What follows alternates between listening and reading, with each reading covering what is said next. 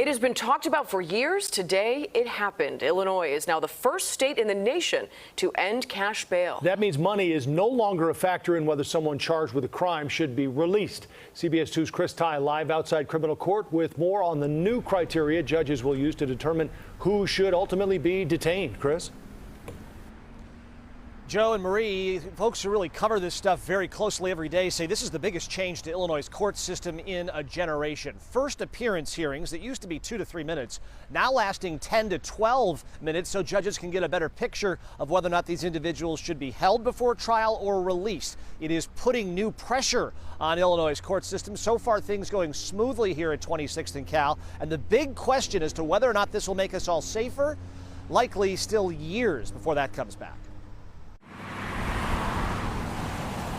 The nation is watching as Illinois removes money from the equation that determines who should and shouldn't remain behind bars ahead of trial. The decision about whether somebody is going to be incarcerated pre-trial is probably one of the most important decisions that can happen in a criminal case. It's probably second to only straight innocence or guilt.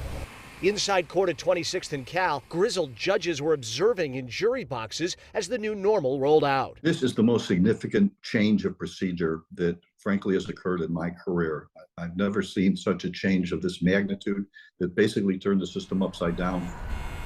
Let's try and turn what's at play right side up. One of the first hearings in what was once bond court was the case of Cortez Murphy. Prosecutors said Murphy, who was on an electronic ankle monitor for a burglary charge, damaged the monitor last week and fled from police as his bracelet siren activated. Then he hid behind a fridge to avoid capture and had 4 instances in his past of failure to appear in court. His defense attorneys countered that he was trying to see an aunt who has since died. He was found in the home of a relative ahead of starting a new job next week. With those factors at play, the judge ruled he was a high-level flight risk, and his release was denied.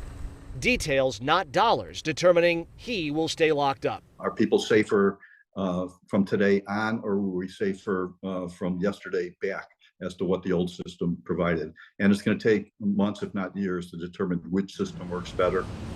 As for the thousands in Illinois sitting in jail only because they can't afford bail, they are required to have a hearing within 90 days, and depending on the charge, as soon as 7 days. We stand ready to either file a motion or do whatever the client thinks is in his or her best interest.